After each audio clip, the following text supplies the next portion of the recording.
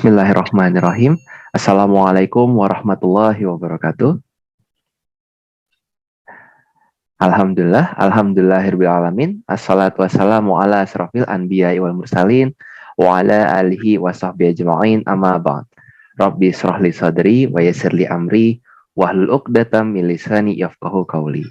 Alhamdulillah, puji syukur kehadirat Allah Subhanahu wa taala karena pada malam ini alhamdulillah kita bisa bertemu kembali dalam kajian bedah kitab Ahkamus Shalah yang diadakan oleh Baitul Ilmi TV.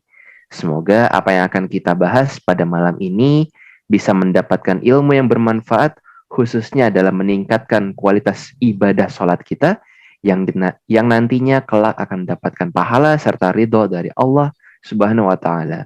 Amin amin ya rabbal alamin. Salam serta salam tak lupa kita sanjungkan kepada junjungan alam Nabi besar Nabi Muhammad Sallallahu Alaihi Wasallam. Semoga di yaumul kiamah nanti kita mendapatkan syafaat beliau. Amin amin ya rabbal alamin. Baik, untuk lebih berkahnya mari kita mulakan acara kajian pada malam ini dengan bersama-sama membaca basmalah. Bismillahirrahmanirrahim. Baik, para pemirsa Baitul Ilmi TV yang dirahmati oleh Allah, saya Adilan Nuriman akan mendampingi acara Anda. Nah, dan insya Allah selama hampir 1 jam ke depan kita akan mengulas ya hal-hal yang begitu penting, terutama dalam hal meningkatkan kualitas ibadah sholat kita. Seperti yang sudah dibahas pada pekan lalu, salah satunya adalah membahas tentang sampai kepada poin ruku, ya kan, bagaimana kita kemudian posisi ruku, bahkan sampai bacaan, ya bacaan yang bisa kita baca ketika posisi ruku. Nah, berikutnya insya Allah mudah-mudahan akan menambah sakofah kita berkenan tentang sholat bersama dengan pemateri kita yaitu Ustadz Naim yang sudah berada di tengah-tengah kita. Ya insya Allah, mari kita sapa terlebih dahulu. Assalamualaikum Ustadz Naim. Waalaikumsalam warahmatullahi wabarakatuh. Masya Allah, bagaimana kabar jenengan pada malam ini? Alhamdulillah, Masya Allah. Masya Allah, luar biasa. Perlindungan Allah. Masya Allah, ya mudah-mudahan panjenengan dengan sekeluarga juga selalu dilimpahkan rezeki yang berlimpah, ya. Sehat terus ya Ustadz ya.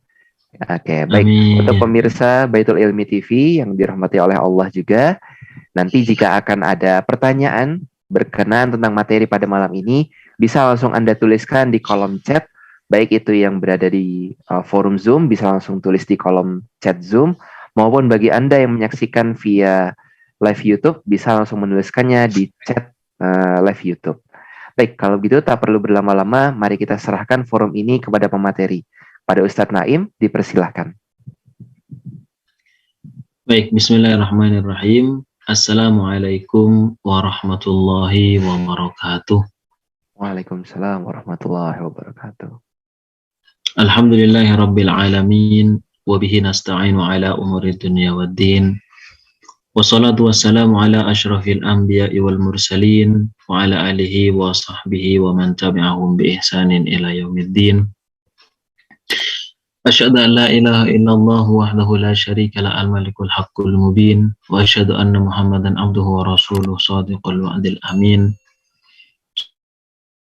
Subhanaka la ilma lana illa ma 'allamtana innaka antal alimul hakim. Rabbana iftah bainana wa baina qaumina bil haqqi wa anta khairul fatihin.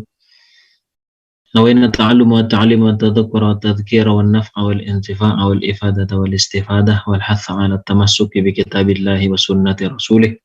والدعاء إلى الهدى والدلالة على الخير ابتغاء وجه الله ورضاة قربها ثواب سبحانه وتعالى. أما بعد, ikhwati rahimakumullah, alhamdulillah kembali kita diberikan hidayah oleh Allah Subhanahu wa taala pada malam hari ini, sehingga Allah meringankan langkah kita, meringankan kesempatan kita, sehingga kita alhamdulillah dapat menghadiri suatu kajian yang di sana membahas hukum-hukum yang berkaitan dengan agama seseorang, dan di sini terkhusus terkait masalah sholat. Ketahui bahwa sholat itu merupakan tiang agama.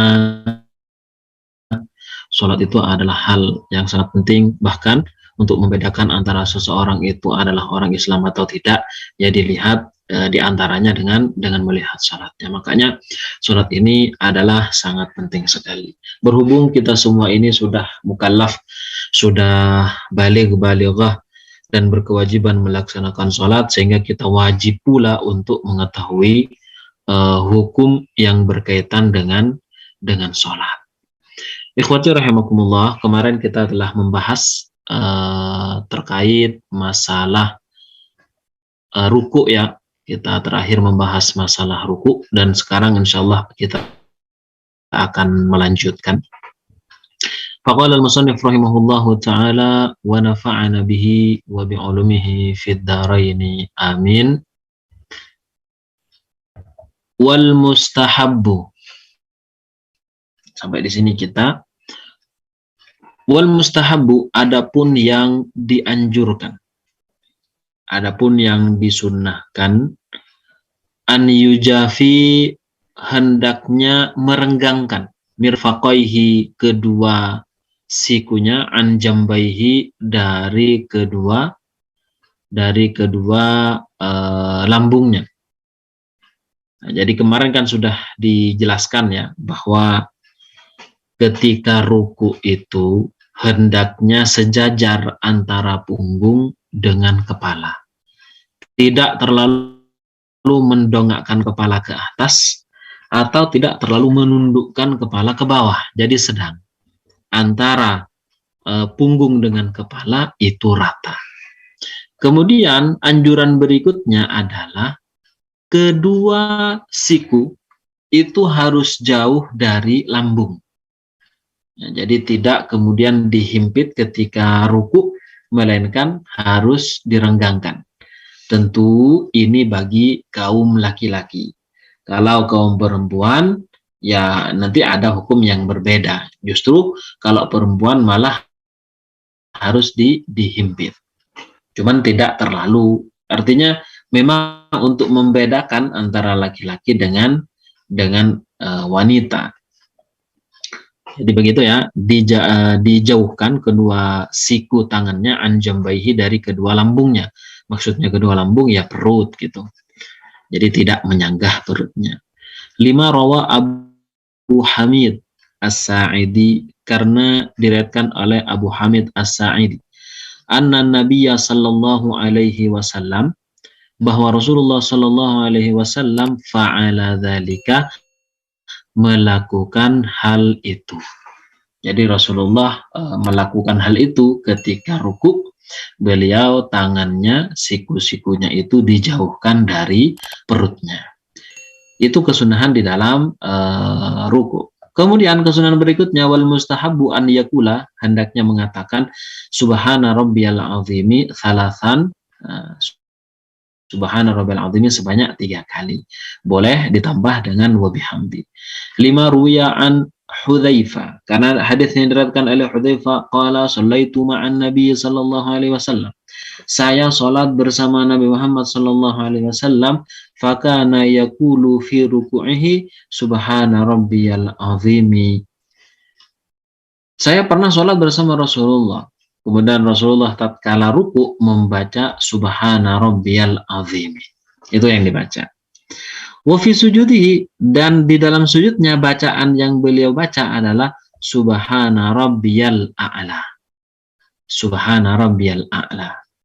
Jadi memang kalau di dalam ruku itu subhana rabbiyal azimi, maka ketika di dalam sujud maka adalah subhana rabbiyal a'la. Nah, thumma yarfa'u ra'sahu, kemudian beliau mengangkat kepalanya. Kalau sudah sujud berarti duduk di antara 2 sujud. Jadi diangkat. Duduk di antara sujud, baik itu untuk tahiyat juga, tahiyat pertama atau tahiyat terakhir. Yang penting beliau mengangkat kepalanya setelahnya sujud, dan ketika sujud membaca subhana rabbiyal a'la. Kemudian wa yustahabbu, dan dianjurkan, an yakula, untuk mengatakan. Nah, ini berikutnya ya, setelah ruku selesai, bahwa kepala harus sejajar dengan punggung. Kemudian nanti bacaannya juga subhana rabbiyal azim wa bihamdihi, atau subhana rabbiyal azim saja. Kemudian ketika sujud itu juga bacanya subhana rabbiyal a'la. Lah ketika berdiri dari ruku, wa yustahabbu dan dianjurkan ayyakula untuk mengatakan sami Allahu liman hamidah. Sami Allahu liman hamidah ketika i'tidal, bangkit dari rukunya. Li hadits Abi Hurairah, karena ada hadis Abu Hurairah, anna Nabiya sallallahu alaihi wasallam, bahwa Nabi Muhammad sallallahu alaihi wasallam kana idza qama ila sholati, beliau ketika beliau bangkit untuk melaksanakan sholat, yukabbiru hina yaqumu, beliau bertakbir ketika hina yaqum, nah, ketika beliau tegak berdiri. Jadi ketika sudah ada di tempatnya, langsung beliau Allahu Akbar, seperti itu. Wa hina yarka'u, dan ketika beliau akan ruku, beliau juga mengatakan takbir Allahu Akbar. Nah kemudian beliau membaca ketika sudah bangkit dari ruku apa? Sami'allahu liman hamidah. Sami'allahu liman hamidah. Al-hadits. Jadi hadis ini ada lanjutannya, makanya beliau mencukupkan di sini karena mengambil dalil terkait bacaan ketika i'tidal. Nah, selanjutnya wal mustahabbu, adapun yang dianjurkan, an yarfa'a yadaihi, hendaknya mengangkat kedua tangannya, hadwa mangkibaihi, sejajar dengan pundaknya, sami'allahu liman hamidah, fir raf'i, ketika dia tegak dari rukuknya, ya maksudnya i'tidal, sami'allahu liman hamidah. Jadi sampai di sini ya, sampai di pundaknya. Kenapa kok sampai pundak? Dan kenapa harus melakukan itu? Li hadithi Ibni Umar, karena ada hadisnya Ibnu Umar radhiyallahu anhuma al-mari, yang telah lewat dulu, pernah sebelumnya pernah dibahas masalah itu, fi takbiratil ihrami, di dalam takbiratul ihram. Jadi ketika takbiratul ihram mengangkat tangan, ya berarti ketika sami Allahu liman hamidah juga mengangkat tangan. Fa'idha istawa qa'iman, ketika sudah tegak berdiri. Fa'idha istawa qa'iman, ketika sudah tegak berdiri, i'tidal. Ustuhibba an yaqula, dianjurkan untuk berdoa, untuk mengatakan Rabbana lakal hamdu mil'us samawati wa mil'ul ardi, bisa mil'a, bisa mil'u. Mil'as samawati wa mil'al ardi. Cuman umumnya mil'u. Artinya, wahai Tuhan kami, Rabbana lakal hamdu, bagi engkaulah pujian, mil as-samawati, sepenuh langit, wa mil al-ardi, dan sepenuh bumi. Jadi bumi itu sepenuhnya, ya, seandainya bumi itu diisi dengan sesuatu yang penuh, maka itu pujian itu sebanyak itu kepada engkau, ya Allah. Begitu juga langit. Jadi isinya hanya dihaturkan kepada Allah. Hanya inilah yang kemudian bisa kita haturkan kepada Allah Subhanahu wa taala. Padahal pujian yang kita lakukan ya tidak cukup gitu, karena pujian kita itu memerlukan syukur. Syukur kita memerlukan syukur juga dari kita. Ini riwayat yang lain ya. Jadi riwayat yang sampai panjang di sini itu tidak masyhur di kalangan kita. Kalau di antara kita kan yang masyhur sami Allahu liman hamidah rabbana lakal hamdu mil'us samawati wa mil'al ardi wa mil'u ma syi'ta min syai'in ba'du. Sudah, Allahu Akbar, seperti itu. Nah, ada juga yang lain, hamdan thayyiban katsiran barakan fih, dan yang lainnya. Banyak riwayat terkait masalah ini. Manapun yang akan dibaca maka itu boleh selama ada hadis riwayatnya. Nah, 5 rawa Abu Sa'id al-Khudri radhiyallahu anhu anna nabiyya, karena hadis yang diriwayatkan oleh Abu Sa'id al-Khudri radhiyallahu anhu bahwa Rasulullah sallallahu alaihi wasallam kana idza rafa'a ra'sahu minar ruku'i qala dzalika. Jadi Rasulullah ketika mengangkat kepalanya dari ruku, qala dzalika, beliau membaca doa yang tadi. Jadi ketika beliau sudah ruku selesai, subhana rabbiyal azimi, maka beliau sami Allahu liman hamidah Rabbana lakal hamdu mil'us samawati wa mil'ul ardi. Itu yang dibaca, itu doanya. Nah, kemudian selanjutnya wajibu. Nah, tadi kan cuma sunnah-sunnah semua ya. Jadi sunnahnya ketika ruku itu sejajar antara punggung dengan kepala, membaca subhana rabbiyal azimi, sikunya direnggangkan dari perutnya bagi yang laki-laki. Nah, itu sunnah. Nah, wajibu sekarang wajib, wajibu dan wajib an yatma'inna untuk tumakninah. Tumakninah itu apa? Tumakninah itu adalah diam sebentar seukuran subhanallah. Jadi kalau misalkan diukur dengan subhanallah, ya sangat ya apa istilahnya sesuai lah, proporsional, tidak terlalu cepat, tidak terlalu lama. Jadi Allahu Akbar, subhanallah. Bukan membaca subhanallah, tapi seukuran lamanya itu seukuran bacaan subhanallah. Makanya ketika ruku itu juga seukuran itu Allahu Akbar. Seandainya tidak mau baca subhana rabbiyal azimi, maka seukuran dengan bacaan tasbih. Allahu Akbar. Sami Allahu liman hamidah. Allahu Akbar. Seperti itu. Nah, jadi tumakninah. Wa yajibu dan wajib an yatma'inna untuk tumakninah qaiman dalam keadaan berdiri. Ya, maksudnya ketika i'tidal jangan langsung sami Allahu Akbar. Jadi harus ada tenangnya, harus ada antengnya. Tumakninah dulu. Kama yatma'innu raki'an, sebagaimana ketika ruku juga harus tumakninah. Kalau rukuknya itu tumakninah, ya berarti ketika berdiri juga ya juga tumakninah gitu. Makanya kalau sholat ya yang biasa saja, yang pelan, jangan keterlaluan. Yang keterlaluan terlalu cepat, sebagaimana terjadi pada saat tarawihan misalnya di Ramadan. Itu cepat sekali gitu, sehingga tumakninahnya tertinggal. Gitu. Tumakninahnya tidak dilakukan, padahal tumakninah itu termasuk rukun. Nah, rukun yang harus dilakukan, wajib harus dilakukan. Nah, kenapa? 5 rawa Rifa'ah bin Malik. Karena hadis riwayat Rifa'ah bin Malik, anna Nabiya sallallahu alaihi wasallam qala, bahwa Rasulullah sallallahu alaihi wasallam bersabda, idza qama ahadukum, tatkala telah tegak salah satu di antara kalian, tegak kemana? Ila sholati, menuju sholat. Kalau di antara kalian akan melaksanakan sholat, falyatawadda kama amarahullahu ta'ala, maka berwudulah sebagaimana Allah subhanahu wa ta'ala perintahkan.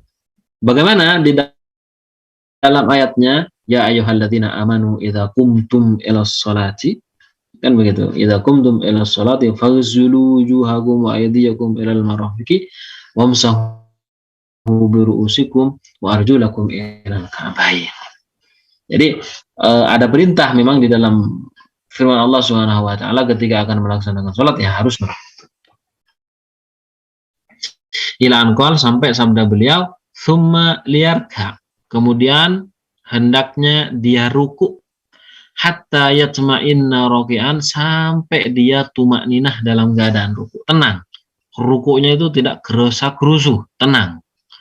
Summa liyakum, kemudian dia tegak lagi, maksudnya i'tidal gitu, hatta yatma'inna qa'iman, sampai kemudian dia yatma'inna qa'iman, yaitu tumakninah dalam keadaan berdiri. Tsumma yasjud, setelah itu, setelah i'tidal, tsumma liyasjud hatta yatma'inna sajidan, kemudian sujudlah hatta yatma'inna sajidan, sampai kemudian tumakninah sujudnya. Jadi kalau sudah sujudnya tumakninah, maka dia telah melakukan sholat yang sempurna. Sholatnya benar-benar bagus karena tumakninah. Makanya kita juga bisa menilai kalau orang sholatnya tenang, anteng, tumakninah, dengan orang yang sholatnya cepat-cepatan, ya kita bisa menilai. Orang awam pun aku bisa menilai gitu, ternyata ini sholatnya cepat-cepat, dia nggak bagus dalam sholat kayak gitu. Jadi orang bisa menilai. Apalagi memang Allah Subhanahu wa ta'ala. Nah, fattumakninatu, ini garis besarnya, fattumakninatu, maka adapun tumakninah fardun, itu adalah fardu. Nah, ini itu adalah satu kewajiban, rukun, masuk rukun dia. Jadi kalau sholat kemudian nggak ada tumakninah, ya berarti dia telah meninggalkan satu kefarduan. Ketika meninggalkan satu kefarduan, meninggalkan satu yang rukun, maka sholatnya ya nggak akan pernah sah seperti itu. Nah, wa kana sallallahu alaihi wasallam yaqul, Rasulullah pernah bersabda begini, Aswa'un nasi, adapun paling jeleknya manusia sarikotan pencuriannya. Ini menjadi tamyiz. Nah, baru di sini khabar dari aswa'u alladzi yasriku min salatihi, orang yang mencuri dari salatnya. Ya kan? Jadi ada orang yang paling jelek apanya? Pencuriannya. Pencurian di sini bukan diartikan mencuri uang, mengambil harta atau korupsi gitu kan. Jadi di sini adalah bahasa sindiran keras dari Rasulullah SAW bagi orang yang sholatnya nggak genah, orang yang sholatnya cepet-cepetan sehingga tumak nina dibuang sama dia. Nah, jadi orang yang paling jelek pencuriannya adalah alladzi yasriku min sholatihi. Adalah orang yang mencuri dari sholatnya. Jadi ketika sholat dia mencuri gitu. Loh, kok bisa? Kalau sahabat bertanya, ya Rasulullah, wa kaifa yasriku sholatahu? Bagaimana dia mencuri sholatnya wahai Rasulullah? Nah, ini kan sedang sholat ya Rasulullah. Masa ada mencuri saat sholat kayak gitu? Kemudian Rasulullah mengatakan, bersabda, betul dia sedang mencuri di dalam sholatnya apa? La yutimmu ruku'aha wa sujudaha. Dia itu tidak menyempurnakan ruku' dan sujudnya. Jadi nggak ada tumak ninah. Menurut penjelasan ulama, tidak menyempurnakan ruku dan sujudnya adalah tumak ninah. Karena itu tumak ninah menjadi fardu. Karena berdasarkan hadis ini diantaranya ini, gitu kan. Jadi ruku kemudian sujud itu tidak sempurna. Ya, kalau tidak sempurna gimana kira-kira? Kalau rukun, di mana rukun itu tidak boleh ditinggalkan, kemudian dia tidak menghiraukan peraturan ini. Jadi pokoknya wes yang penting sholat sah ataupun tidak ya, dilarang ataupun enggak, yang penting melaksanakan. Kira-kira gimana sholatnya? Ya jelas nggak sah karena tumaninah itu adalah rukun. Nah makanya orang yang sholatnya seperti yang viral waktu itu, cepot sekali kayak itu sampai benar-benar tumaninah hilang gitu kan. Nah, itu jelas sudah batal gitu kan.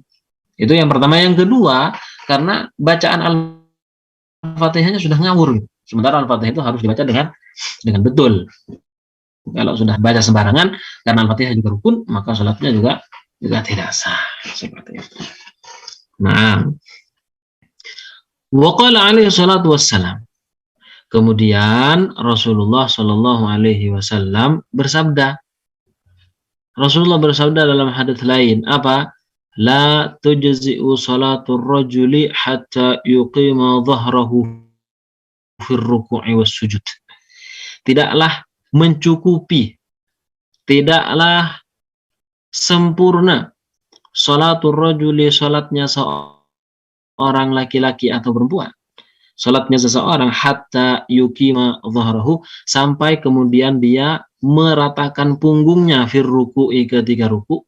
Dia menegakkan punggungnya ketika ruku, rata punggungnya itu lurus, was sujudi, dan juga sujud.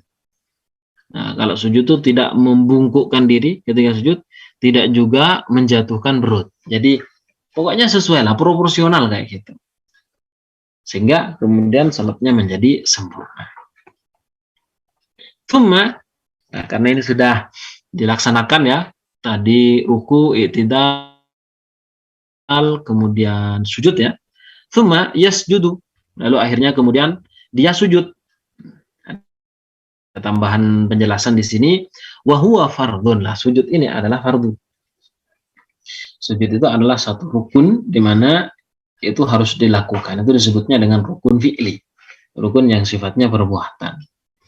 Kenapa kok fardu? Kenapa kok rukun? Liqaulihi ta'ala irka'u wasjudu, rukuk dan sujudlah kalian. Wa yustahabu, dan dianjurkan, disunnahkan, an yabtadi'a 'inda sujudi, untuk memulai ketika sujud, bit takbirati, dengan ucapan takbir. Iyalah ketika mau sujud Allahu akbar. Kayak gitu. Seperti yang kita lakukan. Li hadits ya Abi Hurairah al-marri fi ruku', karena hadisnya Abu Hurairah yang telah lalu di awal telah disebutkan fi ruku'i, dalam masalah ruku'. Jadi ketika ruku' baca subhanarabbal azim, ketika ruku' dia mengucapkan takbir, maka ketika sujud juga mengucapkan takbir. Wal mustahab, nah, kemudian dianjurkan lagi apa? Kesunahannya an yada'a rukbataihi awalan, meletakkan kedua lututnya terlebih dulu. Jadi kalau mau sujud dari berdiri ya, sami Allahu liman hamidah, baca doa, Allahu Akbar, mau sujud, maka yang jatuh ke bumi, yang jatuh ke tempat sholat, yang jatuh ke lantai, yang pertama kali adalah kedua lututnya. Dalam hadis ini, jangan tangannya terlebih dahulu. Ya, jangan tangannya terlebih dahulu. Nah, jadi lututnya dulu ya. Kita akan bahas nanti mengenai perbedaan pendapat dalam masalah ini. Cuman di dalam hadis ini dijelaskan bahwa ketika mau sujud, maka kedua lutut yadaihi, kemudian baru tangannya. Jadi turunnya itu turun ke bawah, kakinya dulu baru tangannya. Jangan tangannya dulu baru kemudian kakinya. Makanya kan dilarang untuk menyerupai, ya, turunnya itu menyerupai sebagaimana turunnya onta. Kalau onta gimana?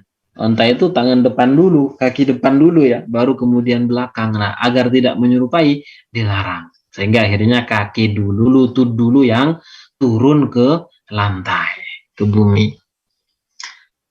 Nah, setelah kedua tangannya, lutut, kedua tangan, summa jabhatahu, kemudian dahinya.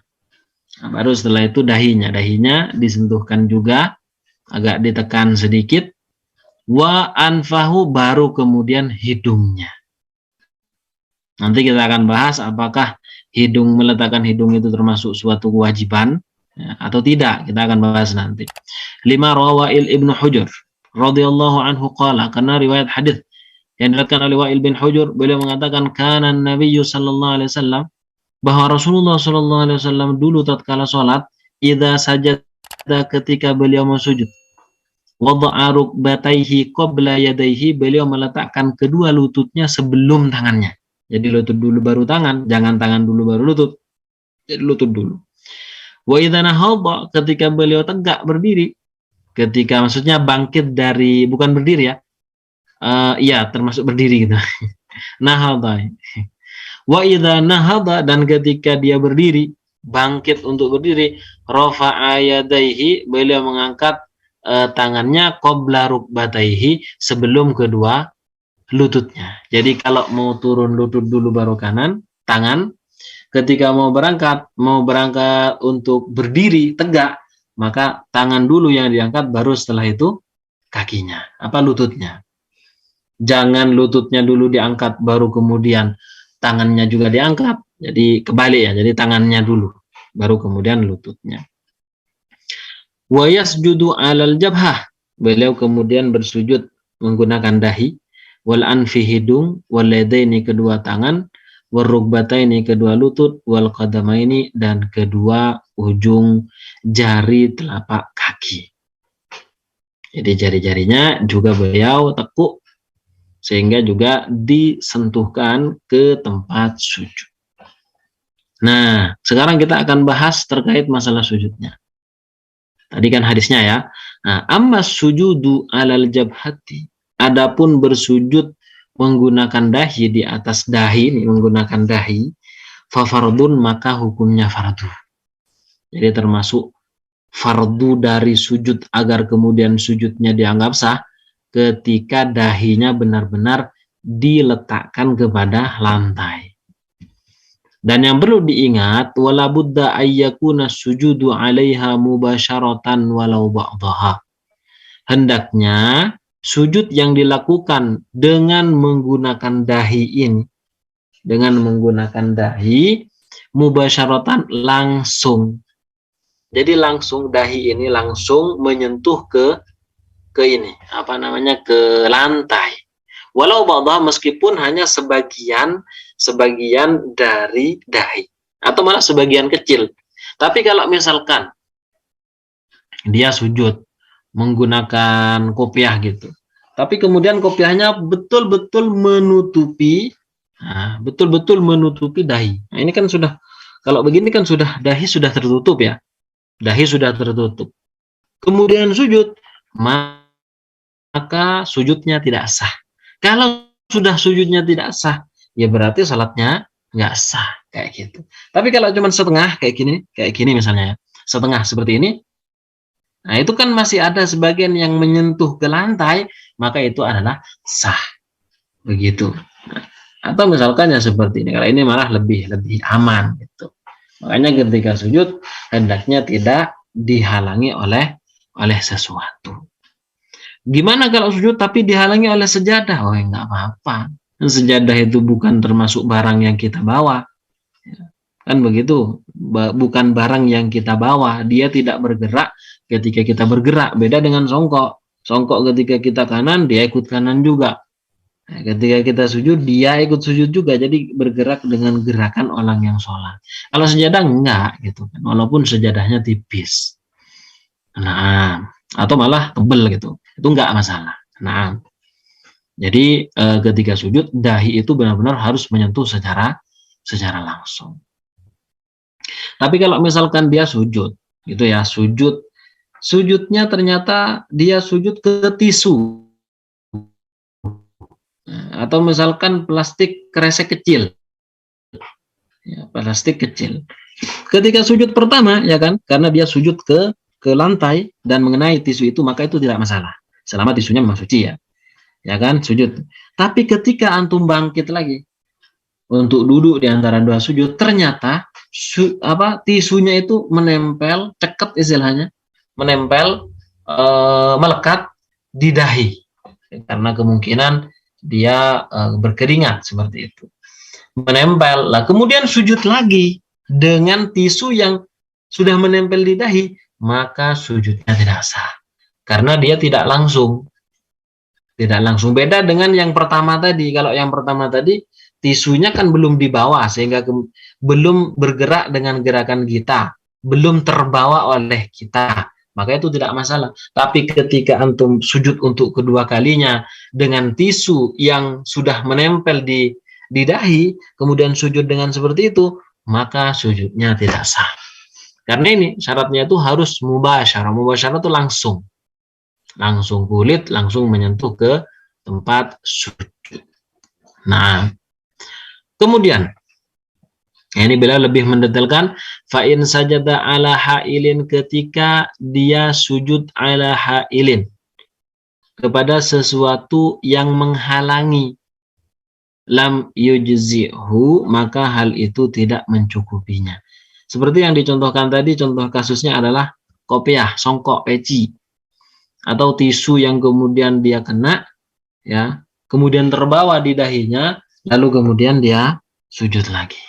Atau misalkan ya, ketika mau sujud ternyata dia malah naruh tangannya begini, ya, sujud ke tangannya, seperti yang dilakukan oleh sebagian orang-orang Syiah.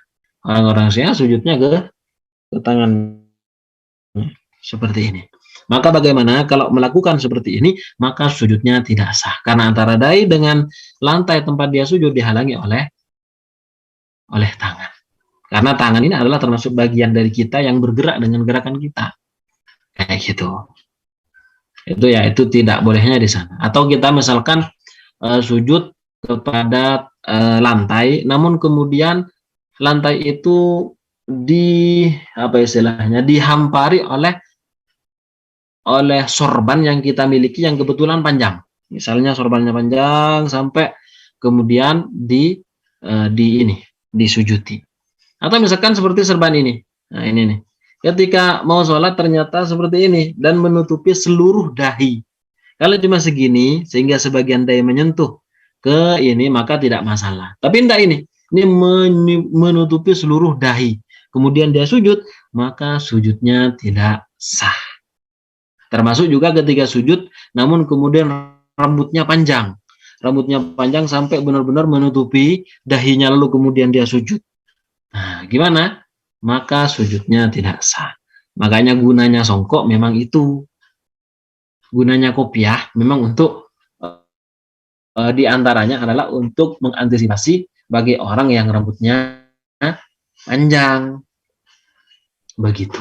Dan biasanya rambutnya orang Arab memang panjang, orang-orang Arab. Ya, minimal itu sampai di bahunya.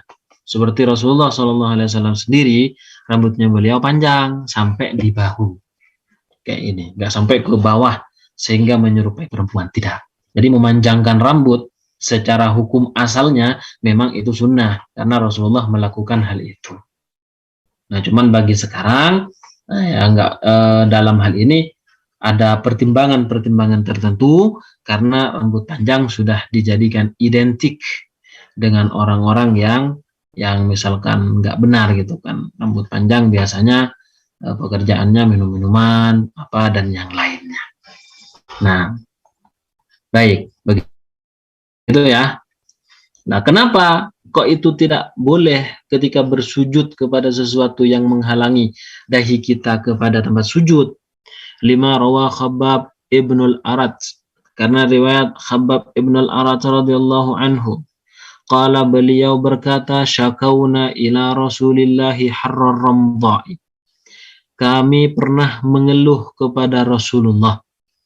Kami pernah berkeluh kesah kepada Rasulullah Shallallahu Alaihi Wasallam. Mengeluh tentang apa? Berkeluh kesah tentang apa? Harrar ramdha, ya, akan panasnya terik matahari. Jadi panas sekali, dan pada saat itu tekel belum ada, keramik itu juga belum ada. Jadi sholatnya itu langsung di tanah, di pasir, di mana memang sangat panas. Nah, sahabat sampai mengeluh, ya Rasulullah ini panas sekali. Kami kalau sujud itu dahi kami serasa terbakar. Tangan kami kalau menyentuh pasir itu serasa terbakar, ya Rasulullah. Kan begitu. Jadi panas sekali. Fi jibahina, panas di dahi kami tatkala kami sujud. Wa akuffina, dan juga tangan-tangan kami, telapak kami. Ketika sujud kan begitu, telapak tangan kan juga harus menyentuh, harus menyentuh tempat sujud, sama juga dengan dahi. Bahkan sunahnya tadi hidung juga kayak gitu. Nah, jadi sangat panas. Namun apa yang dilakukan Rasulullah atas keluh kesah yang diutarakan oleh sahabat ini, diantaranya adalah Khabbab ibnul Arat, beliau mengatakan falam yashkuna. Ternyata beliau tidak menerima keluh kesah kami. Artinya apa? Nah, ya sudah, nggak apa-apa. Justru itu akan menjadi ujian sampai di mana kesabaranmu melaksanakan perintah Allah Subhanahu wa taala. Kira-kira begitulah Rasulullah ngomong. Kan begitu. Nah, jadi Rasul nggak menerima, nggak usah gitu. Ngapain? Ya sudahlah. Sujud ya sujud, panas ya nggak apa-apa. Terima saja. Justru itu merupakan nilai tambahan. Semakin kamu capek di dalam melaksanakan perintah Allah, semakin besar pahala yang kau dapatkan. Makanya al-ujrah biqadri ta'ab. Pahala, ganjaran akan diberikan sesuai sampai di mana keletihan yang kau dapatkan tatkala melakukan perintah Allah Subhanahu wa taala. Nah, jadi Rasulullah nggak menerima. Nah, beliau kemudian menyimpulkan dari hadis ini, seandainya membuka dahi untuk disentuhkan ke tempat sujud itu tidak wajib, tentu Rasulullah mengatakan apa? Isturu atau usturuha, tutupilah.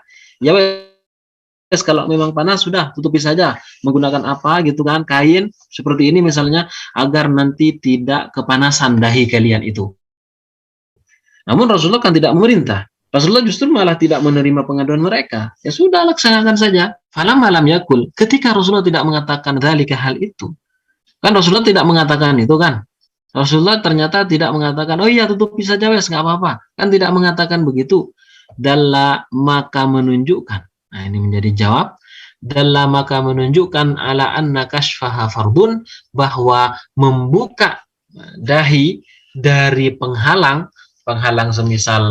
semisal kopiah, semisal plastik, semisal hal-hal yang lain yang kemudian menghalangi menempelnya dahi kepada tempat sujud, ya kan?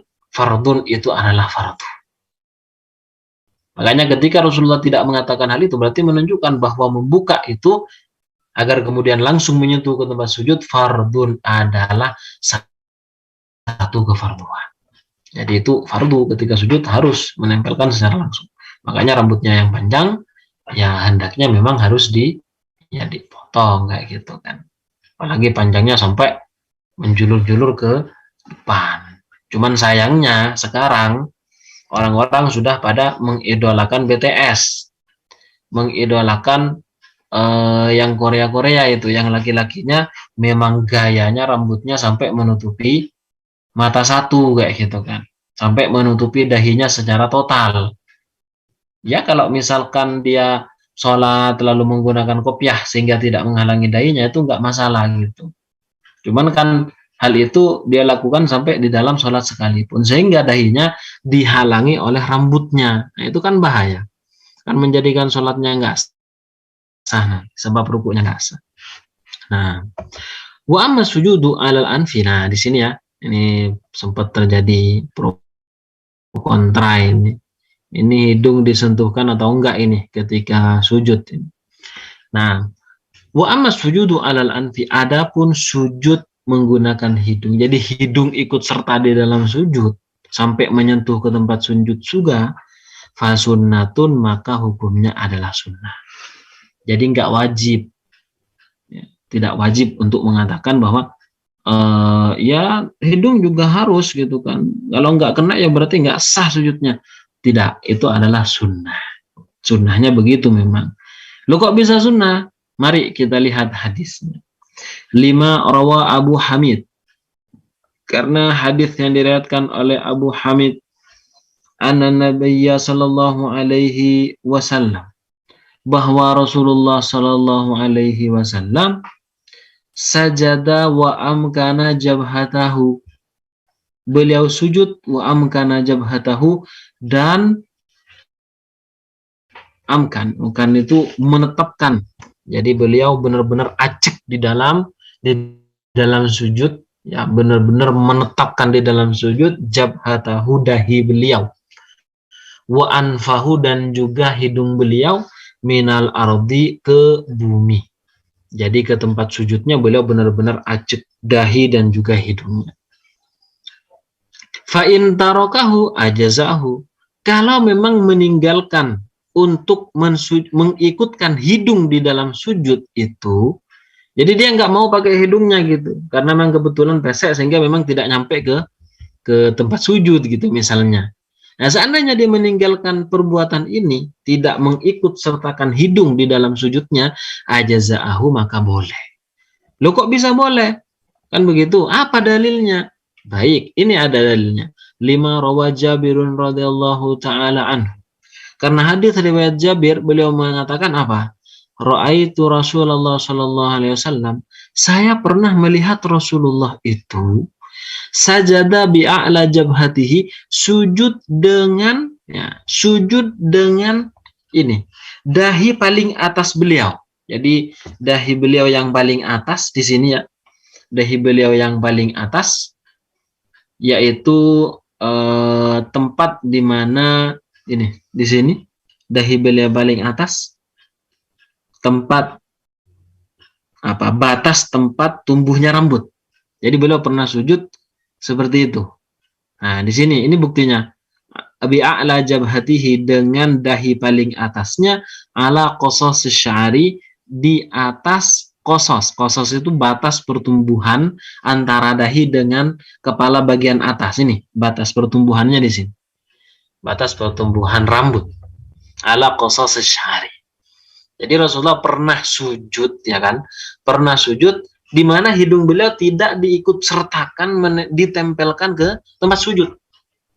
Nah, ini menjadi kemudian satu dalil bahwa menempelkan hidung itu bukan satu farduan, bukan satu kewajiban. Beda dengan dahi. Karena dahi itu di dalam hadis semuanya, di dalam hadis sifat Rasulullah SAW sholatnya, sifatus sholat Rasulullah itu mesti menyertakan dahi.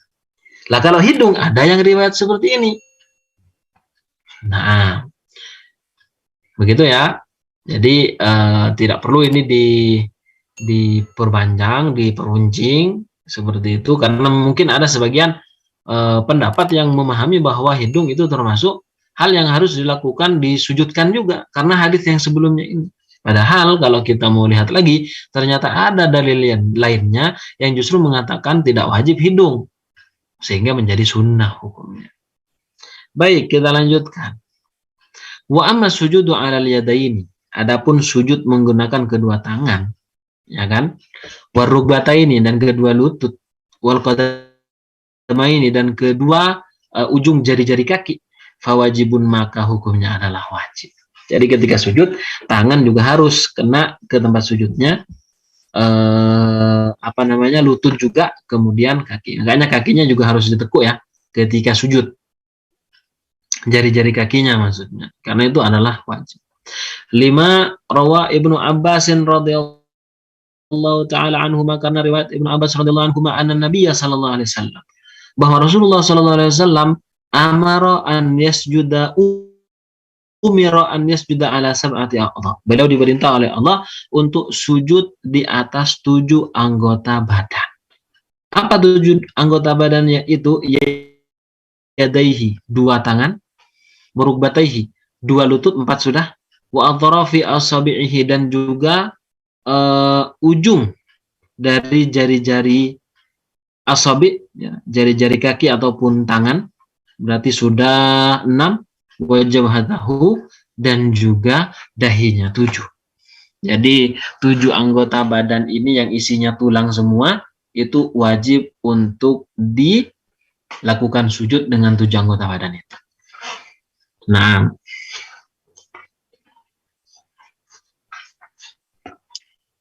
begitu ya, itu di dalam sujud. Nah, wa yustahabu dan dianjurkan an yujafiyah untuk merenggangkan mirfaqaihi kedua sikunya, an jambaihi dari perutnya, kedua lambungnya, ya seperti yang ruku. Jadi nggak boleh sikunya itu disentuhkan ke lambung atau perutnya. Kenapa? 5. Rawa Abu Qatadah radhiyallahu anhu anna Nabiy sallallahu alaihi wasallam kana idza sajada, beliau tatkala sujud, Rasulullah tatkala sujud, jafa adudaihi, beliau merenggangkan atau menjauhkan kedua lengannya. Jadi kalau digambarkan itu beliau ketika sujud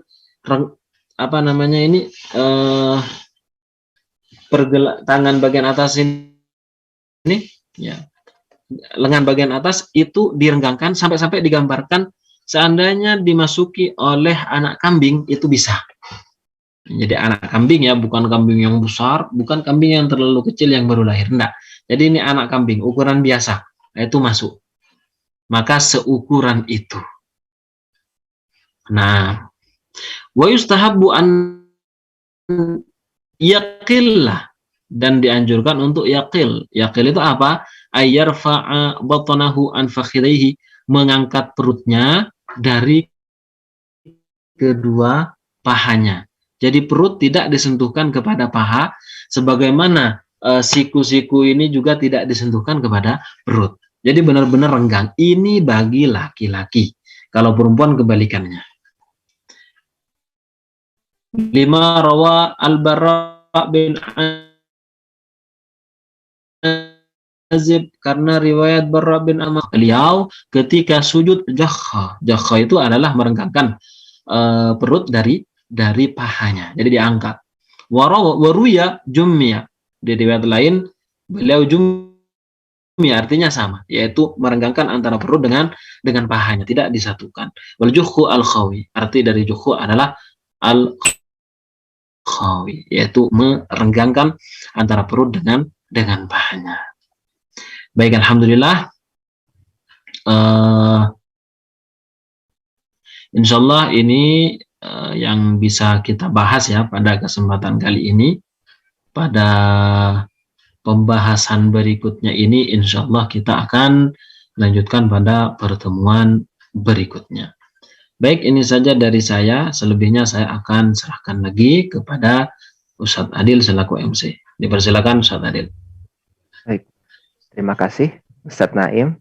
Syukran katsir terhadap ilmu yang sudah panjenengan bagikan kepada kami semua ya. Mudah-mudahan ini menambah pengetahuan kita berkenaan tentang sholat ya, seperti yang tadi sudah disampaikan, bahkan sudah sampai pada poin sujud tadi ya.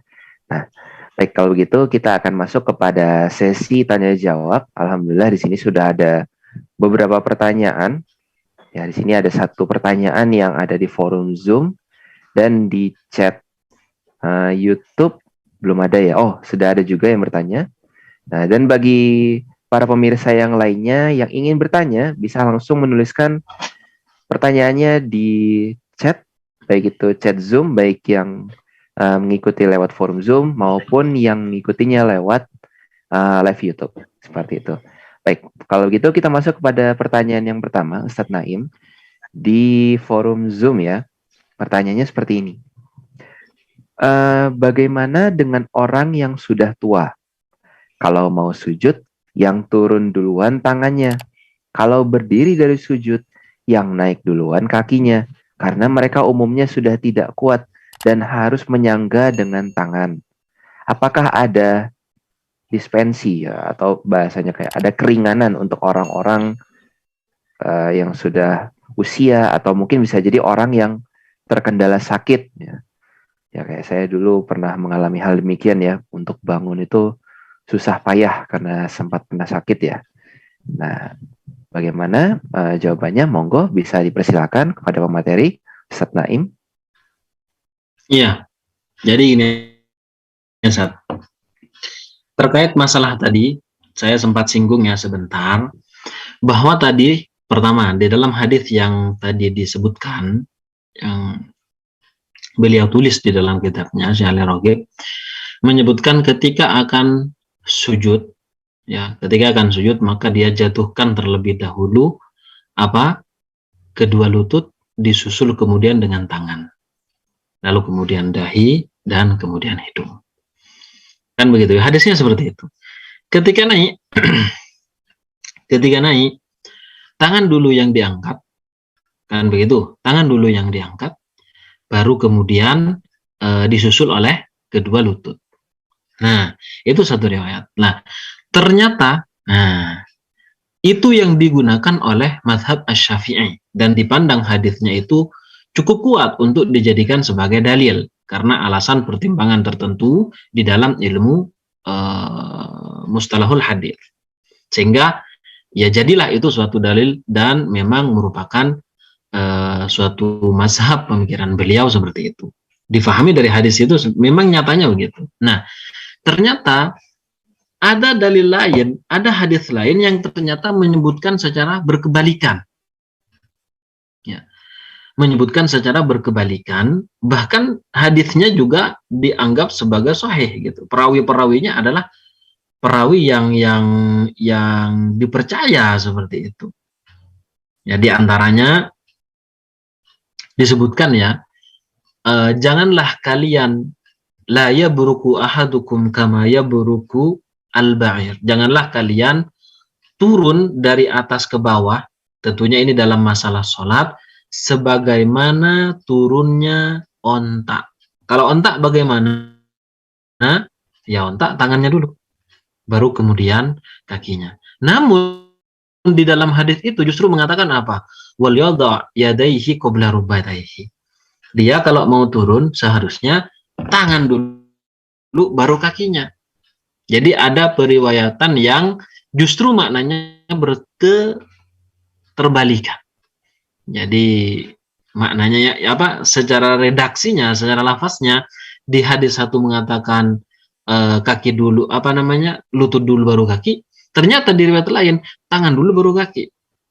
Sama juga ketika berangkat untuk tegak berdiri dari sujud. Jadi di riwayat satu adalah tangan dulu diangkat baru kemudian lutut, yang satunya adalah lutut dulu baru kemudian kaki. Bagaimana untuk mengkompromikan dua hadis ini? Apakah kita harus membuang salah satunya? Ya kan? Loh, jangan salah, walaupun hadis yang mengatakan tangan dulu baru kaki dianggap mungkin di dalam mazhab Syafi'i itu tidak kuat untuk kemudian dijadikan sebagai hujjah, akan tetapi perlu diingat ada kaidah i'malud dalilaini, ya kan? Itu mengamalkan dua hadis itu lebih baik, khairun min ihmali ahadihima. Lebih baik daripada membuang salah satu dari dalil itu. Kalau sekiranya bisa dikompromikan hadis yang secara zahirnya itu bertentangan, maka lebih baik dikompromikan daripada harus dibuang salah satunya, apalagi derajatnya sama-sama sahih gitu kan. Walaupun di sisi ulama ada yang memandang oh tidak sahih, cuman kan ada yang memandang sahih kayak gini. Makanya harus ini namanya al-jam'u bainal adillah, mengumpulkan antara dalil-dalil yang secara zahirnya itu berbeda. Nah, dalam masalah ini ternyata kita bisa mengkompromikan dua hadis yang secara zahir berbeda. Apa? Kalau dia adalah anak muda, mempunyai kekuatan yang masih apa istilahnya masih kuat untuk aktivitas sholat yang mana itu memberatkan bagi orang yang memang sudah tua. Tapi ini enggak, ini muda ini kuat ini, sehat masih. Maka gimana? Ya kaki dulu turunnya. Lutut dulu turunnya disusul dengan tangan. Ketika bangkit, tangan dulu diangkat, baru kaki yang ikut ke atas. Lutut baru diikut untuk dibangkitkan juga gitu. Tapi kalau sudah orang itu sepuh, ya kan, orang itu tua, maka yaitu ikut pada dalil yang ini. Apa itu? Ketika turun, tangan dulu baru kemudian lutut. Ketika mau berangkat untuk tegak berdiri, maka lutut diangkat dulu baru kemudian tangan. Jadi tidak kemudian ada istilah apakah ada kemudian keringanan bagi orang yang sudah tua kalau mengangkat tangannya dulu baru kemudian lututnya diangkat. Ya, ini tidak masuk dalam hal itu, akan tapi memang ada hadisnya.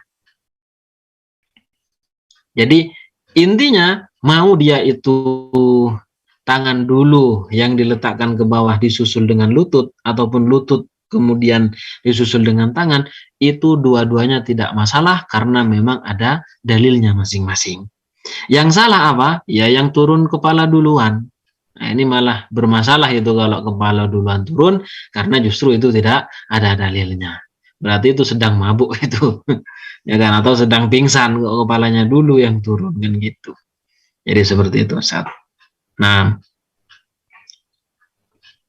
oke, syukran katsir atas jawabannya ya Ustaz Naim ya. Jadi baik itu ketika kita akan sujud, yang duluan tangannya kemudian baru kaki, ataupun kita mengikut ya dari mazhab Syafi'i yaitu kaki dulu yang turun baru tangannya.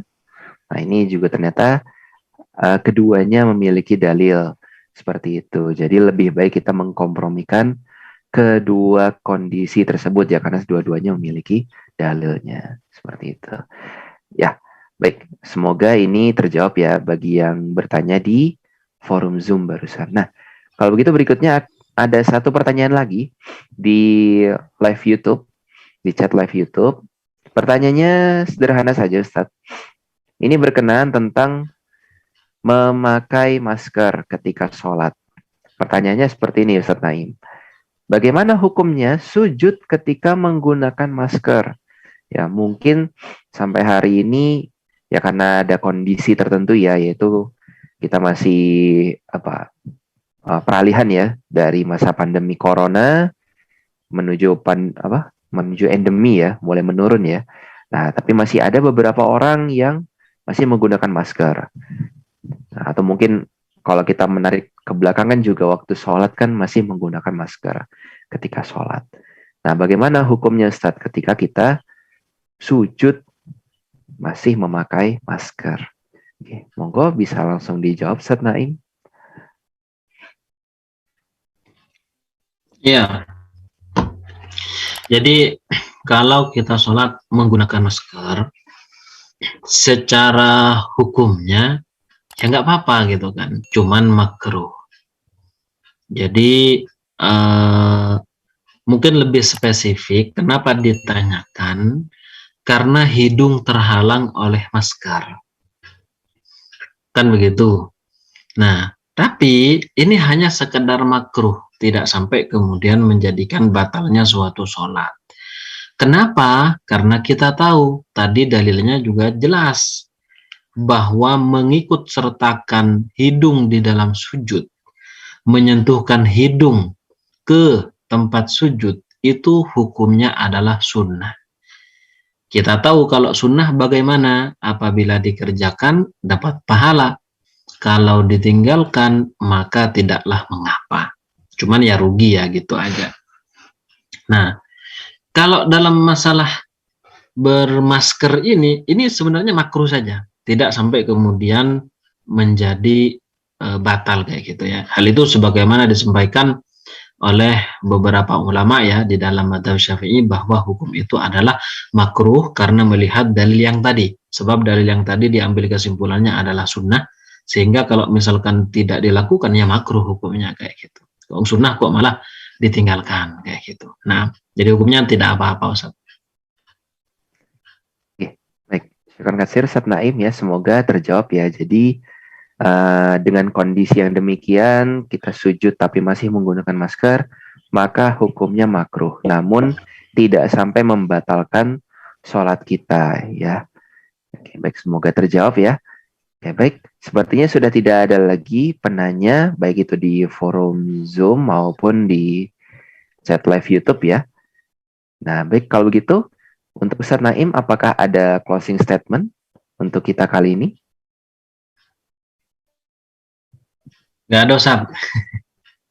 Cukup. Oke, baik. Syukran katsir. Dan terima kasih juga kepada para pemirsa kajian bedah kitab Ahkamus Shalah pada malam ini.